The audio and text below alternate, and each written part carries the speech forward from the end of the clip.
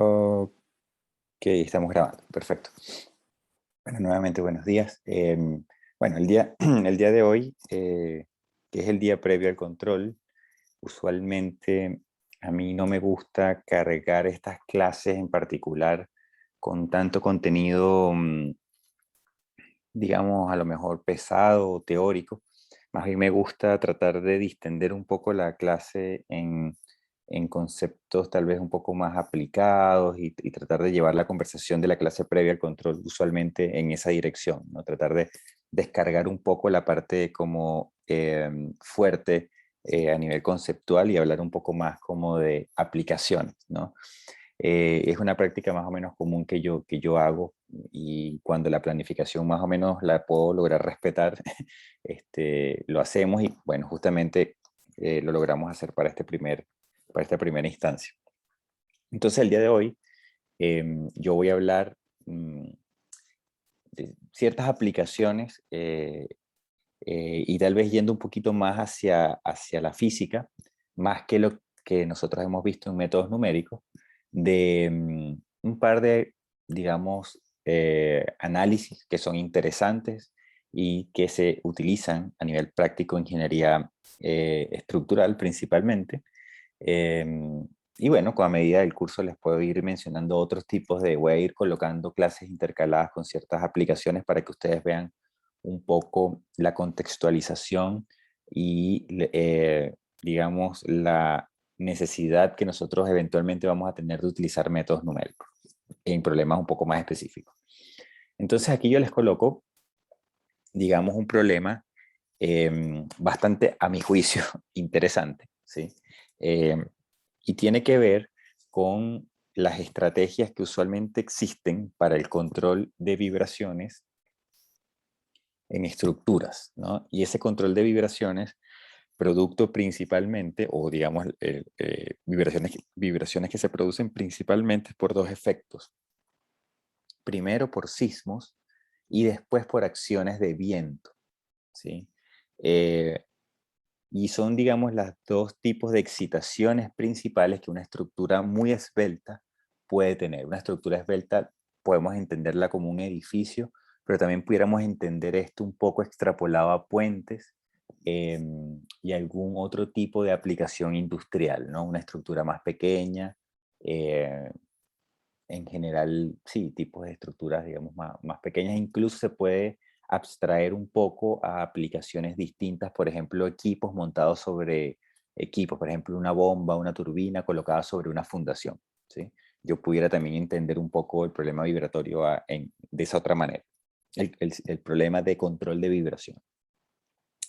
Entonces, eh, voy a abrir aquí una nueva página. eh, para tratar de redondear un poco más este tema, ¿sí? Existen principalmente tres estrategias diferentes de control de vibraciones en estructuras. Esto es como muy a lo grueso, ¿no? Voy a tratar de más o menos comentarles un poco de qué se tratan esas tres estrategias.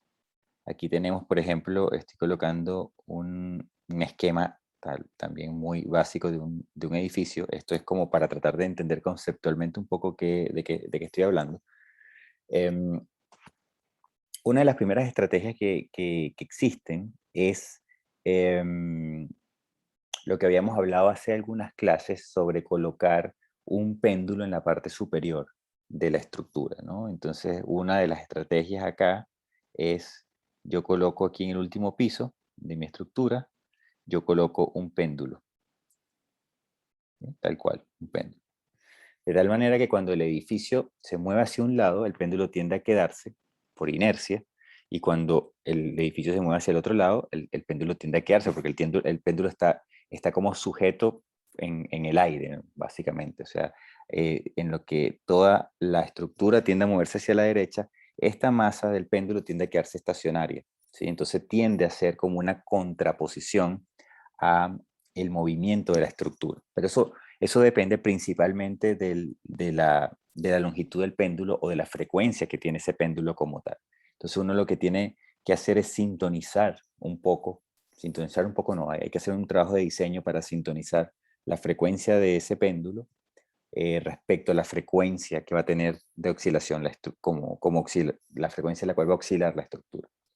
Entonces, esto es una de las estrategias. Estas estrategias se le denominan como amortiguadores de masa o, digamos, amortiguadores inerciales, ¿sí? Eh,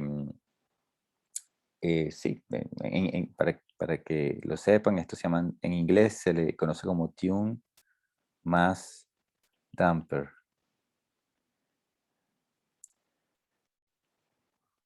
Y hay de montones de tipos distintos, ¿no? Principalmente hay péndulos, masas que se colocan aquí en la parte superior. En vez de un péndulo es una masa con un resorte. Sería aquí como algo de este estilo, ¿sí? Una masa que oscila, que se desplaza en la parte superior de la estructura.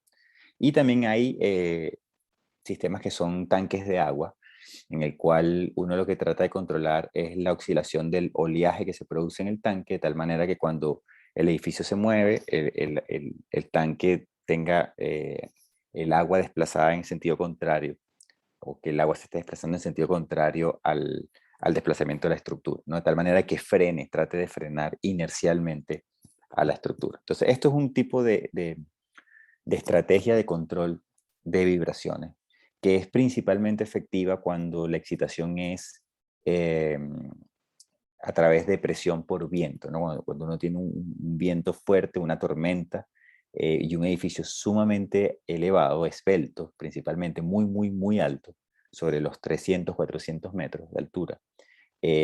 Yo tengo ráfagas de viento relativamente importantes, el edificio empieza a oscilar, ¿no? Y esa oscilación se puede controlar a través de este péndulo. Si ustedes quieren ver algo de funcionamiento, busquen digamos, de este tipo de aplicaciones, busquen o googleen el edificio Taipei 101, ¿no? Taipei 101 se le conoce. Ahí, digamos, es un caso súper emblemático de la aplicación de estos péndulos para control de vibraciones inducidas por viento, ¿sí? En el caso de vibraciones inducidas por sismo, este sistema no es tan aplicable, y eso ustedes se lo pueden preguntar a sus profesores que le den dinámica, porque la respuesta no es nada sencilla y es muy difícil ofrecer una respuesta al respecto, digamos, a esta altura. Hace falta que ustedes tengan una base un poquito más sólida en dinámica para poder argumentar firmemente de por qué estos sistemas para sismos no son tan eficientes. Ok, esa es una de las estrategias. La segunda estrategia de control de vibraciones en estructuras es la siguiente. La segunda estrategia, que yo lo mencionaba también un poco en la clase pasada, ¿sí? Era, en vez de colocar esto en la parte superior, ese péndulo, uno lo que hace más bien es desvincular la estructura al suelo. Desvincularla. Y eso se hace, o digamos, una de las formas de hacer eso es colocar a la estructura sobre unas bases o una interfaz entre el suelo y la estructura que sean flexibles, ¿no? Y que esa flexibilidad usualmente hay distintas formas de generarla. La más común es a través de aisladores elastoméricos, es decir, unas gomas esencialmente. Pero hay otras configuraciones que se llaman apoyos deslizantes o péndulos friccionales, que lo pueden ustedes entender como si fuese, voy a copiar y pegar esto aquí al lado, como si fuese más bien una especie de sistema de rodadura, ¿sí? Donde el edificio se puede mover, ¿verdad? O digamos está soportado por unos elementos que son rodantes o deslizantes, ¿sí? Y esa deslizan sobre una superficie, ¿sí? Entonces ahí hay fricción, aquí hay fricción si es deslizante, o hay rodadura si son elementos rodantes, y yo lo que puedo hacer entonces es desvincular el suelo del edificio, ¿no? De tal manera que cuando viene un sismo, por ejemplo, cuando venga un sismo, se mueve el suelo, pero la estructura no se mueve tanto, ¿sí? O digamos, la idea principal sería que la estructura no se moviera. Y esto sirve para aplicaciones sísmicas, ¿sí? En particular. Y para edificios que no son eh, esbeltos, básicamente para edificios que típicamente son muy rígidos, ¿sí?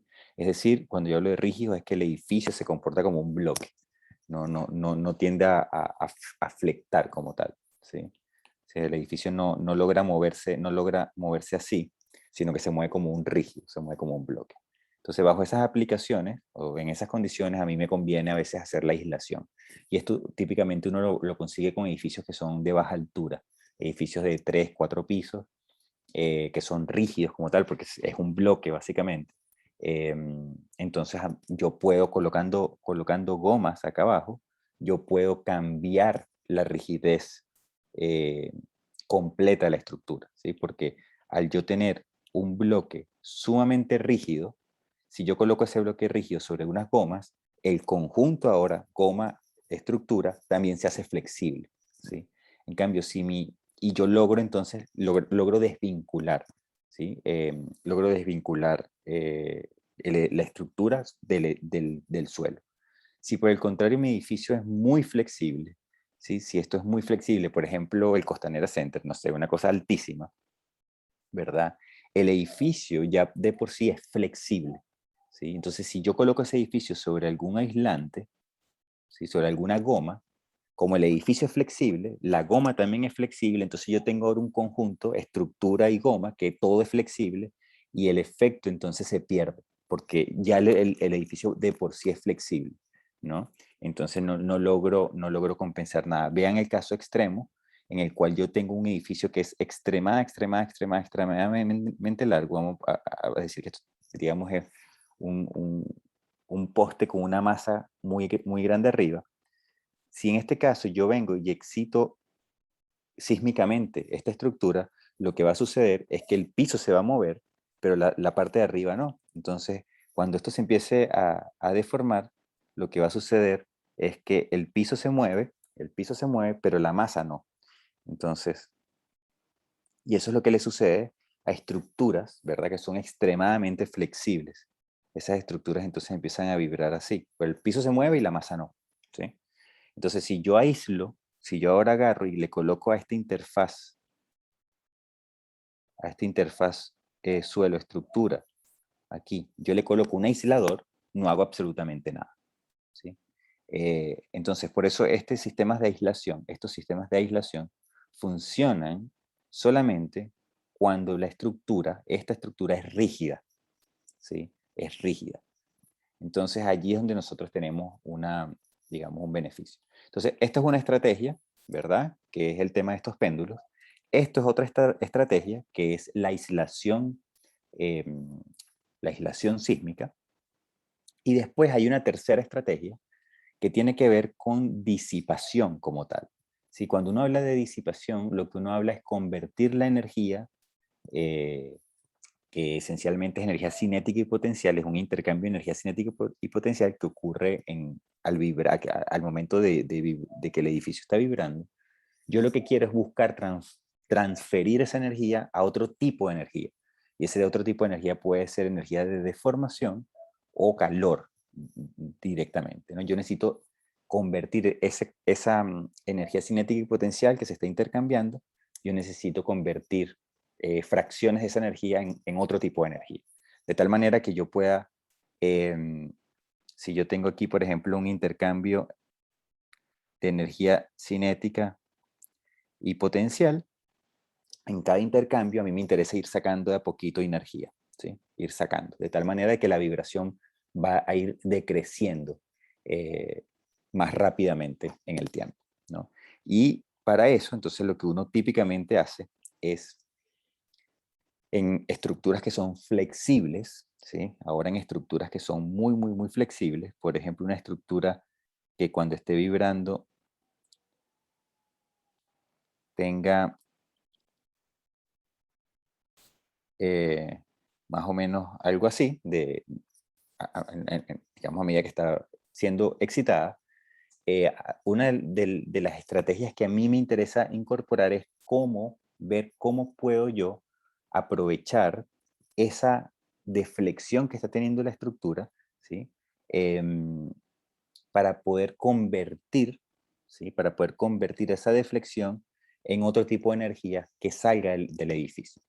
Entonces, una de las cosas que se hace es aprovechar lo que se conoce como la deriva. La deriva es la deformación que hay entre el techo y el piso de un piso, básicamente, ¿no? O sea, cuál es la diferencia en deformación? ¿Cuál es la deformación relativa que el techo se movió hacia la derecha respecto al piso? ¿Sí? Eh, Básicamente lo que está inclinada esa columna, ¿sí? Esencialmente. ¿Sí? Lo que están inclinadas las columnas, producto en que yo tengo un edificio que es flexible. Si el edificio es rígido, las columnas no se deforman, se mueve todo el edificio como un bloque. ¿Sí?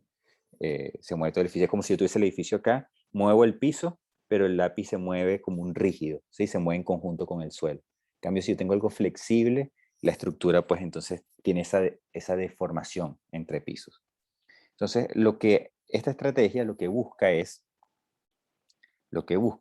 ¿verdad? Yo voy a tratar de a lo mejor dibujarlo de otra manera para que se entienda qué es lo que estoy diciendo.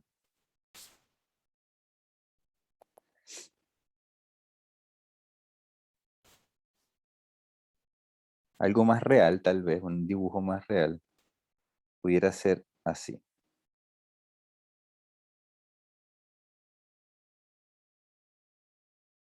Esto es más o menos lo que le sucede a una estructura. Estoy poniendo aquí, estos serían los pisos, y voy a poner aquí la columna entre medio también. Aquí. ¿Sí? Entonces, esto es más o menos lo que cuando esa estructura que es muy esbelta se empieza a deformar, ¿sí? Se empieza a deformar, ¿sí? Más o menos de esta forma, donde los pisos permanecen, las vigas permanecen más o menos horizontales y las columnas son las que tienen esa S, ¿sí? Las columnas son las que en donde se localiza la deformación. Ojo que esto es igual una idealización, ¿eh?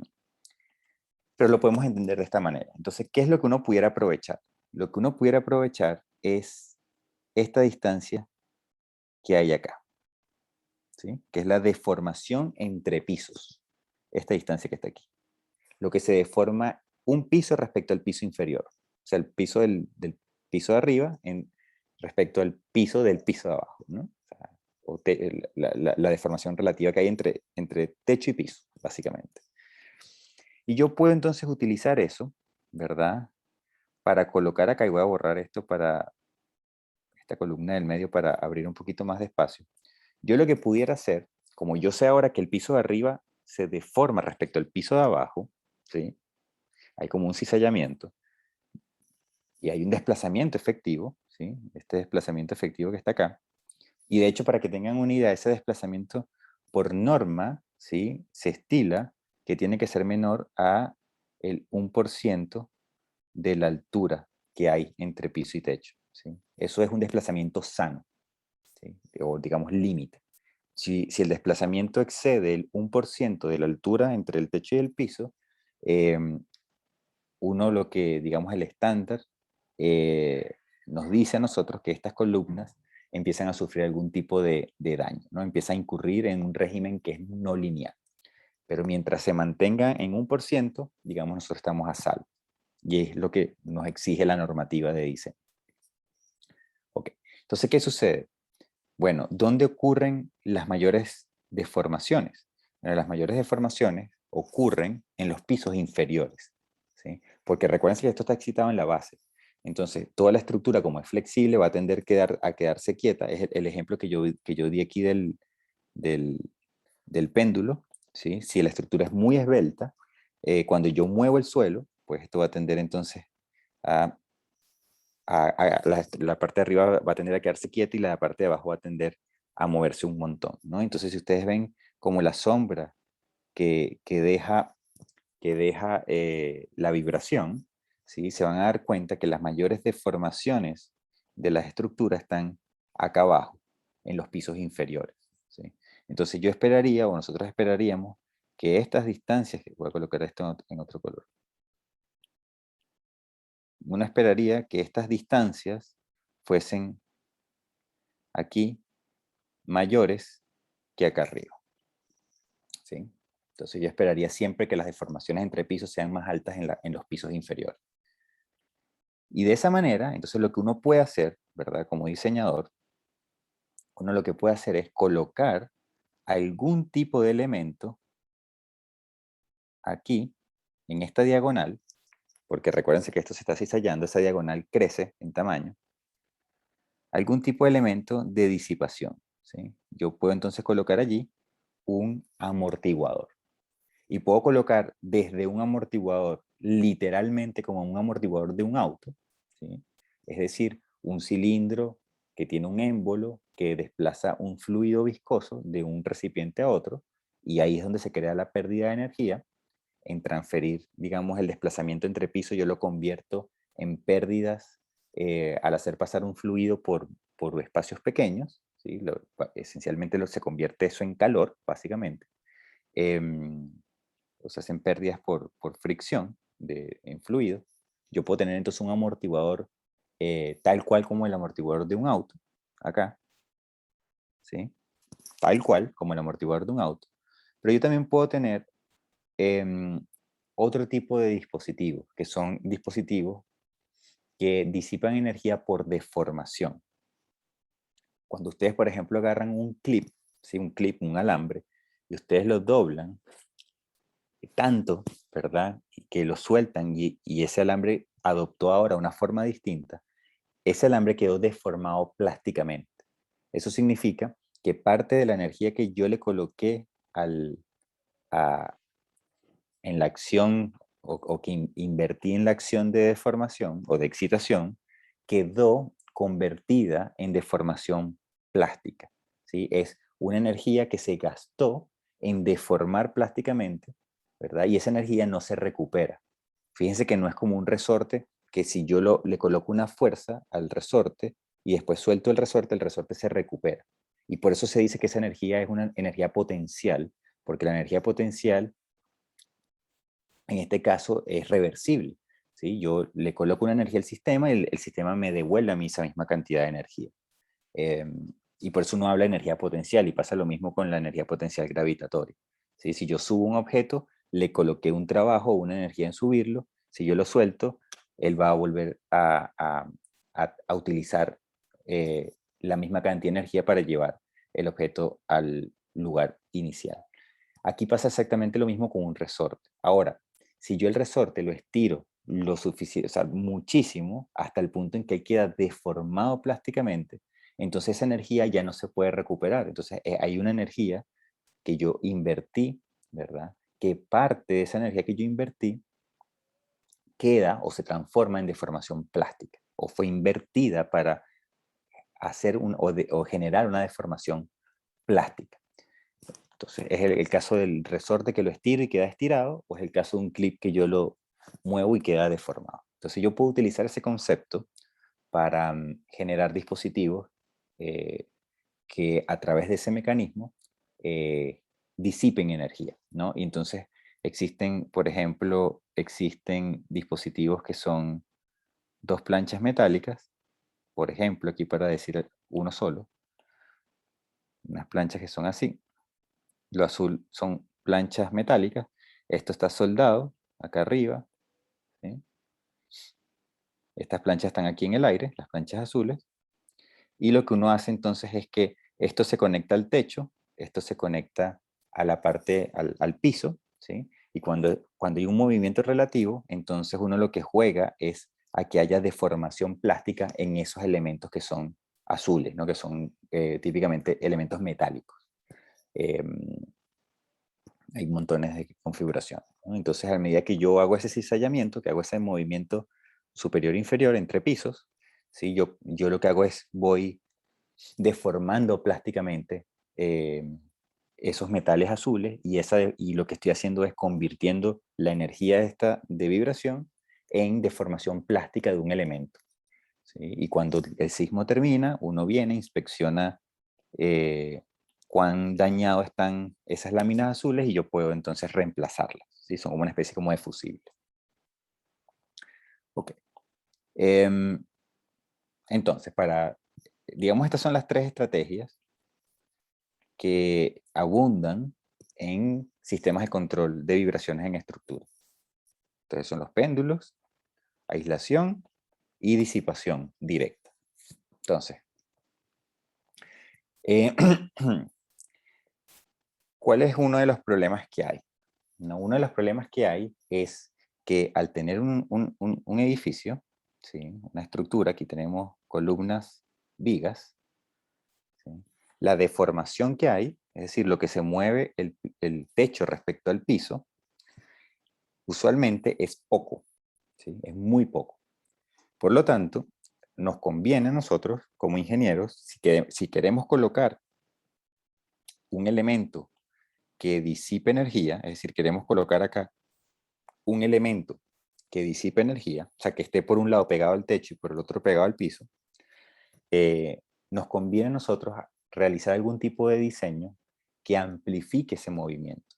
Es decir, que un movimiento donde esta viga se desplace hacia la derecha 1 centímetro, ¿sí? Respecto al suelo, respecto a la base, yo lo puedo amplificar en, en un movimiento con brazos de palanca, yo puedo amplificar ese desplazamiento de 1 centímetro 3 veces, 4 veces, 5 veces. De tal manera de yo poder generar una configuración, ¿sí? En este caso, esta configuración que está acá, donde yo puedo tener aquí mi dispositivo, mi amortiguador, que es un amortiguador como si fuese el de un auto. Y aquí yo tengo una barra que es rígida, acá otra barra que es rígida. Y para los que vieron mecánica estructural, a esto se puede entender aquí como si estuviese articulado. Esto como si fuese una rótula y esto como si fuese articulado también. ¿Sí? Yo lo que voy a terminar teniendo es que 1 centímetro acá se me va a transformar en un desplazamiento de este amortiguador alrededor de 5 centímetros, por ejemplo. Entonces yo puedo encontrar arreglos geométricos que me amplifiquen a mí los desplazamientos de tal manera de poder aprovechar mayor cantidad de disipación, porque estos amortiguadores, mientras más recorridos tengan, ¿sí? Más disipación de energía van a generar. Entonces existe amplificación de geometrías que amplifican. Y esas geometrías pueden ser simplemente una diagonal, ¿sí? Pueden ser algo tal cual como les coloqué aquí arriba, que sería de una geometría de esta naturaleza, pero también pudiera ser cosas un poco más rebuscadas, como esta configuración, que es justamente la que yo les coloco acá en la foto. ¿Sí? Y les coloco la foto para que sepan que si esto está construido, obviamente existe y es porque se utiliza. ¿Sí? Entonces aquí, ¿qué es lo que ustedes pueden ver? Bueno, pueden ver el amortiguador, ¿sí?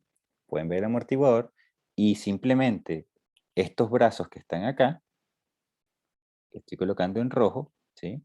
Si ustedes se fijan, esto está articulado, articulado, articulado, articulado, articulado y articulado, ¿sí?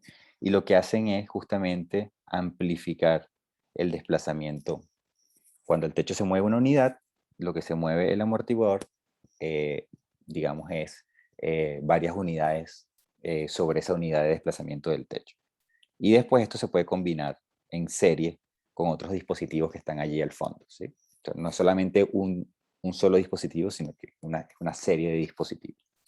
Y así como es una serie de dispositivos en el mismo piso, también pueden ser repetidos en pisos superiores, ¿sí? Si ustedes se fijan, esto está a nivel de la calle, ¿sí? Aquí hay un auto, de hecho, ahí se ve un auto. Por lo que le comenté, esto se aplica principalmente a estructuras esbeltas y en los pisos más bajos o los pisos inferiores. Entonces, ¿qué es lo interesante acá? ¿O qué tipo de problema? ¿Cómo conectamos esto con métodos numéricos?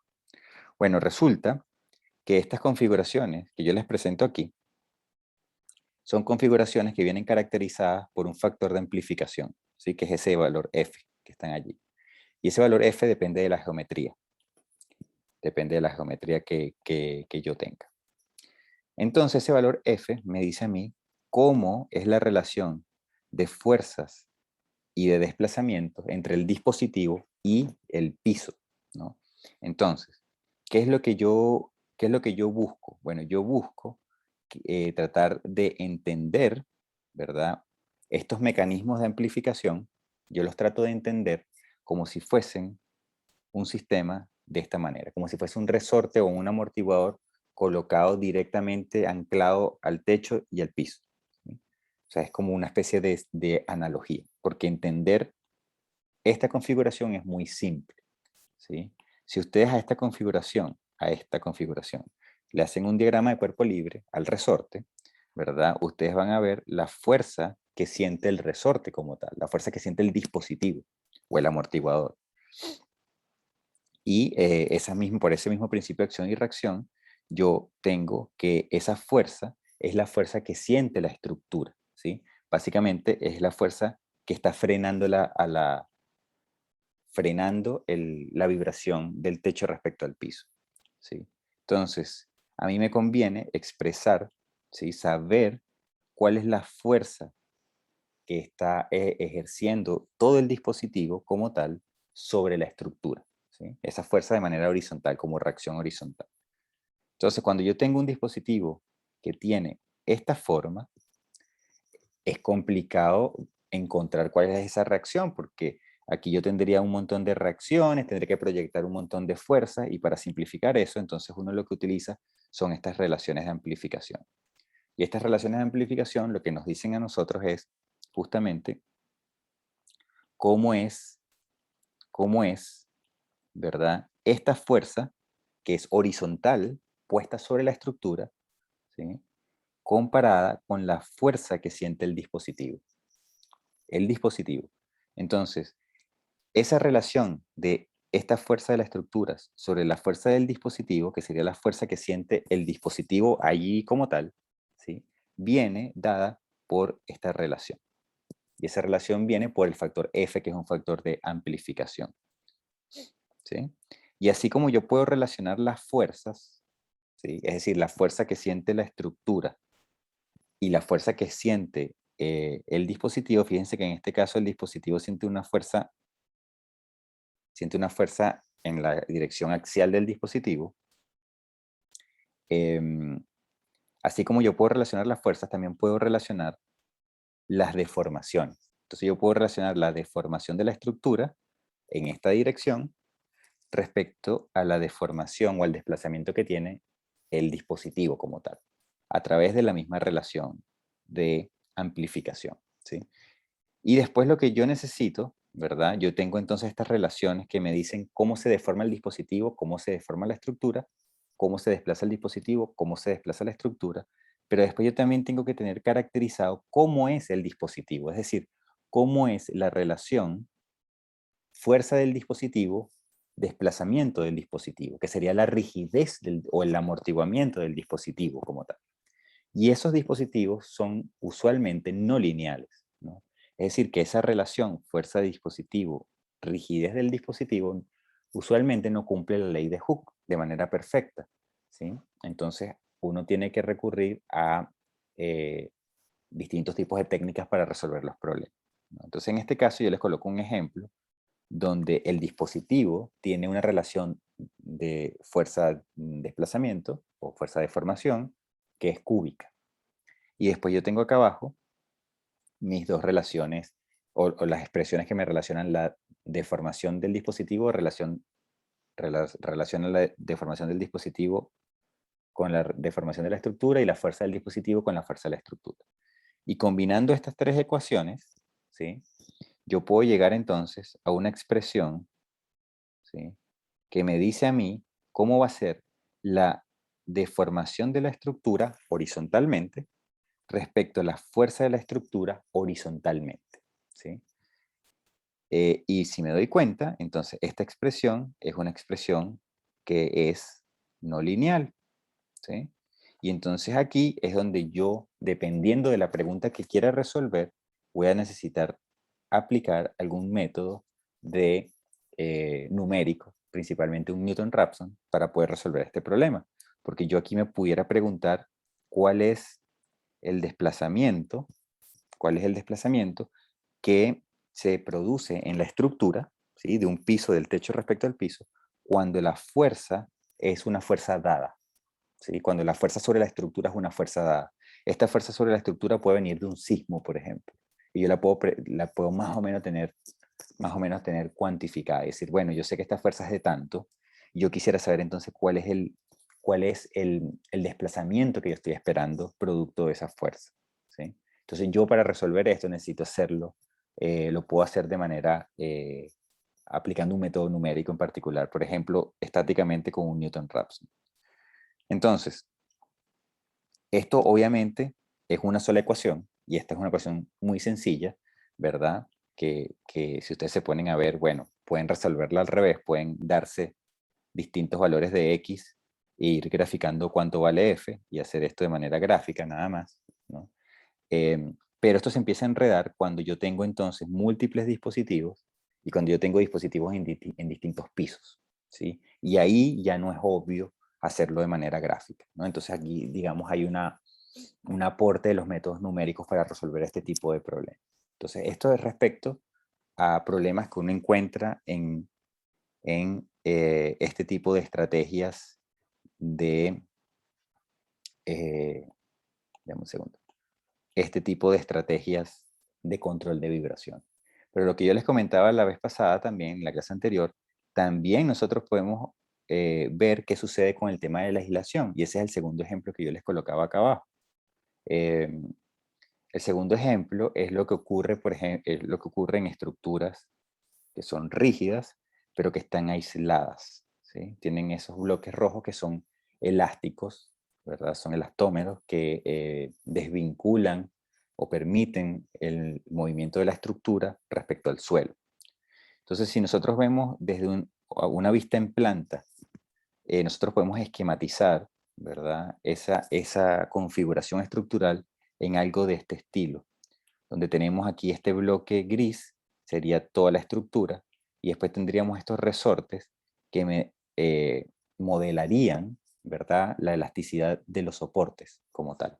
Entonces yo tengo aquí dos resortes porque, bueno, ese bloque me permite a mí elasticidad en cualquier dirección, tanto en X como en Y, y de la misma manera tengo yo dos resortes por cada bloque de soporte de mi estructura principal. Entonces, ¿cómo uno resuelve? Y esto sí, yo les quiero dejar digamos, estas nociones de cómo se calculan estas cosas, ¿no? De la parte física, no tanto todavía de métodos numéricos, porque esto puede ser relevante para que ustedes complementen un poco sus cursos de mecánica estructural y los que van a hacer los cursos de mecánica estructural en el futuro cercano. Entonces, nosotros tenemos esta configuración y lo que estamos diciendo es que yo tengo un centro de masa, ¿verdad? Ese centro de masa yo lo voy a colocar a una distancia A, lo voy a ubicar en algún punto. Por ahora va a ser A, después veo si yo asumo que lo conozco o no lo conozco. Y lo que sí es que voy a aplicar una fuerza, ¿verdad?, sobre el centro de masa, porque al final las fuerzas externas vienen aplicadas o se pueden interpretar como que están aplicadas sobre el centro de masa. Entonces, este va a ser nuestro problema. Y lo que nosotros vamos a tratar de responder, ¿verdad? O lo que quisiéramos responder es cómo se desplaza este bloque y cómo rota ese bloque, que sería cómo rota y se desplaza la estructura, cuando ahora esa estructura es sometida a una fuerza, ¿sí?, que pudiéramos decir que es como de esta forma, ¿no? Yo tengo esa fuerza F y yo quiero ver ese bloque, cómo se traslada y cómo rota sobre su eje vertical, ¿sí? Que sería justamente lo que estamos viendo acá. Esa es la pregunta que nosotros quisiéramos tratar de resolver. Entonces, ¿cómo uno parte con esto? Bueno, lo primero que hace es encontrar, ¿verdad?, cuál es la relación que hay, que se llaman relaciones cinemáticas. Así que yo lo que quiero ver es, por ejemplo, en un caso donde mi bloque o mi estructura solamente rota, es decir, el centro geométrico se mantiene en el mismo lugar, ¿sí? Si ustedes se fijan, la estructura en su posición de equilibrio es la estructura roja, y ahora yo tengo una rotación pura sobre su mismo eje, ¿no? Entonces la estructura está rotando de manera pura. Y yo lo que quiero ver es cómo cambian entonces estas distancias de acá, ¿sí? Cómo se desplazan las esquinas, ¿sí? Cómo se desplazan, o digamos en la dirección XY, o lo que estamos llamando aquí XY. Recuerden que esto es una vista desde arriba, ¿sí? Cómo se desplazan en X y en Y, producto de la rotación. Entonces eso es lo que yo quiero encontrar. Y yo lo que estoy encontrando es que hay un desplazamiento en X que depende de la rotación, y hay un desplazamiento en Y que depende de la rotación, ¿sí? En este caso son iguales porque esto es un cuadrado. Si fuese un rectángulo fuese distinto, y si tuviese otra forma, pues también, ¿no? Esto es pura trigonometría. Y esto está linealizado, esto está hecho para pequeñas rotaciones, ¿no? Ok. Pero también a mí me interesa saber qué sucede cuando ahora este bloque que está rotado, ¿sí?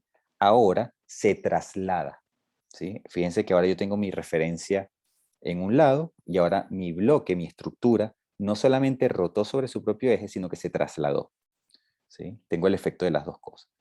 Y para eso entonces yo lo que quiero es encontrar cuál es el desplazamiento de estos puntos, ¿sí? Cómo es la relación de desplazamiento de estos puntos. Entendiendo ahora de que la estructura como tal, ¿sí?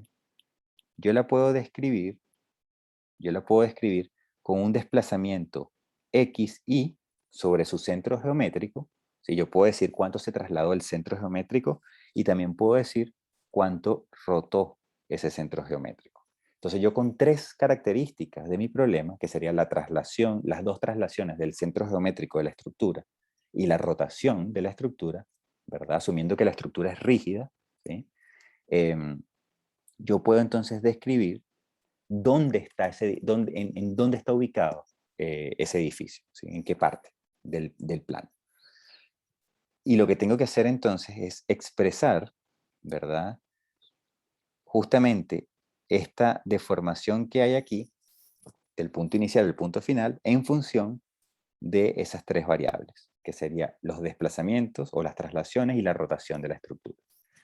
Entonces, justamente eso es lo que uno hace, o digamos yo les coloqué acá abajo, ¿sí? Acá abajo yo lo que tengo es que, por ejemplo, y voy a lo mejor cambiar aquí, acá, este punto, que es el punto que yo llamé 1, este punto que yo llamé 1, son los puntos azules. Yo sé que, yo sé que el cambio que tuvo en posición ese punto fue lo que se trasladó el bloque, ¿sí? Todo lo que se trasladó el bloque, que fue X, ¿sí? Más el cambio que hubo producto solo de la rotación. Entonces este producto solo de la rotación, ¿sí? Yo lo tengo que contabilizar, y ese producto solo de la rotación es lo que yo tengo acá. Entonces al final lo que yo puedo ir describiendo es cómo se desplazan los puntos de las esquinas, que es donde están ubicados los aisladores, ¿sí? Los puntos de las esquinas en función de simplemente el desplazamiento y la rotación de la superestructura, del centro de la estructura. Y eso son lo que se conocen entonces como relaciones cinemáticas, ¿sí? Y estas relaciones cinemáticas entonces me dicen eso. ¿Cómo es el desplazamiento horizontal del punto 1 en función de X y teta, y así sucesivamente con todas las coordenadas de las esquinas? ¿Sí? Esto es meramente trigonométrico, esto es pura cinemática, pura geometría. Ahora entonces uno se va a un diagrama de cuerpo libre. Y en el diagrama de cuerpo libre, entonces nosotros tenemos un resorte en cada esquina, perdón, dos resortes en cada esquina. Cada resorte entonces tiene, vamos a asumir que los resortes está toda la estructura trasladada completamente hacia la derecha, de tal manera que estos resortes de aquí están comprimidos, por lo tanto ejercen una fuerza sobre la estructura hacia la derecha, y estos resortes de acá están traccionados, por lo tanto también ejercen una fuerza hacia la derecha, ¿sí?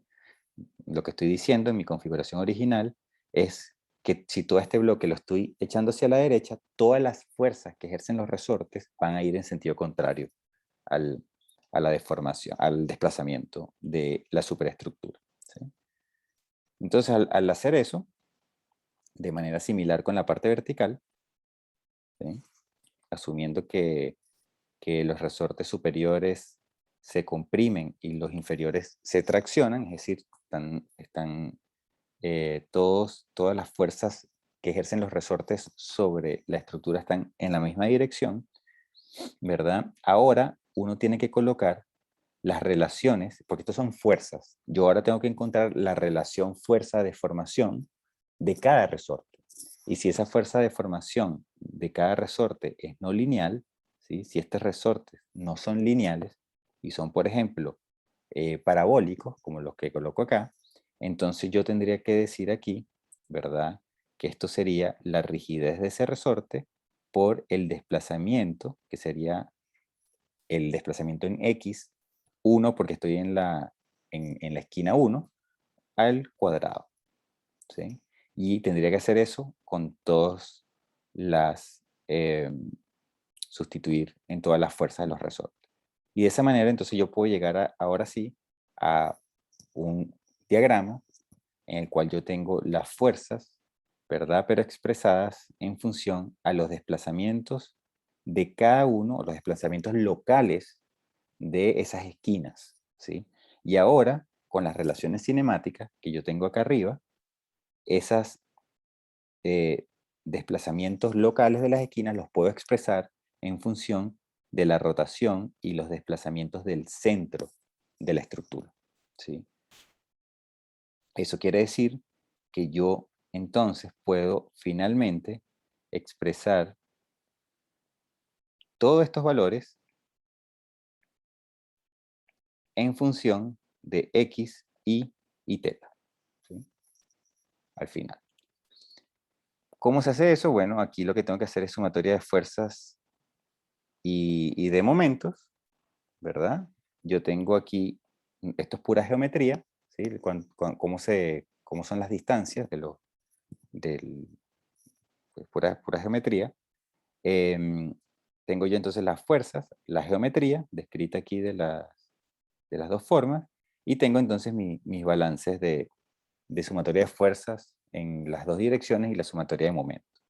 Y ustedes pueden ahí, al decir que esa sumatoria de fuerzas tiene que ser igual a cero para que esto esté en equilibrio, yo me puedo preguntar, entonces, después, aquí tengo tres ecuaciones, y voy a tener que esas tres ecuaciones al final van a depender solo de X, de Y y de Z, ¿sí? A pesar de que esto está colocado aquí como X1, X2, si ustedes sustituyen las relaciones cinemáticas, pues esto va a quedar expresado en función de X y Z. Y lo que pueden hacer entonces allí es que van a tener tres ecuaciones, y esas tres ecuaciones, ustedes les interesa saber cuál es el X, cuál es el Y cuál es el Z, el teta, ¿sí? Para saber cómo se desplaza la estructura bajo la acción de esa fuerza. Y aquí lo interesante es que ustedes pueden empezar a jugar, ¿verdad? Con el punto que ubica el centro de masa. Y ustedes pueden empezar a mover la ubicación del centro de masa y volver a resolver este problema no lineal, ¿sí? Para encontrar cuánto vale X, y teta, ¿sí? Para diferentes valores de A, para diferentes ubicaciones del centro de masa. De tal forma ustedes pueden ir iterando, ¿verdad? Y tratar de encontrar cuál es el valor de A, ¿sí? Que hace que no haya rotación cuando yo aplique la fuerza, ¿sí? Entonces, en estructuras que son simétricas, esto es súper evidente, porque es el centro, ¿sí? Yo sé que si yo ubico en este problema, yo ubico este centro, como el problema es simétrico, si ubico ese centro en el centro geométrico, yo sé que es justo ahí donde si yo aplico esta fuerza, ese bloque se desplaza sin rotar, ¿sí? Pero cuando yo empiezo a tener ciertas asimetrías, por ejemplo, no tengo un cuadrado, sino tengo una estructura ya que tiene una forma de L, por ejemplo, o tengo aisladores que tienen características que son relativamente diferentes, yo allí tengo que empezar a tomar en cuenta este tipo de análisis, ¿sí? Y eso es lo que se conoce entonces como rigidez torsional. Aquí yo les coloqué unas fotos para que vean que estos aisladores existen, que yo no les estoy diciendo aquí puras mentiras. Estos aisladores que yo les colocaba acá arriba, como estos bloques, y que se modelan de esta manera como resortes, bueno, son aisladores que pueden ser de este estilo, los que son de elastómeros, pero también pueden ser apoyos deslizantes, ¿sí?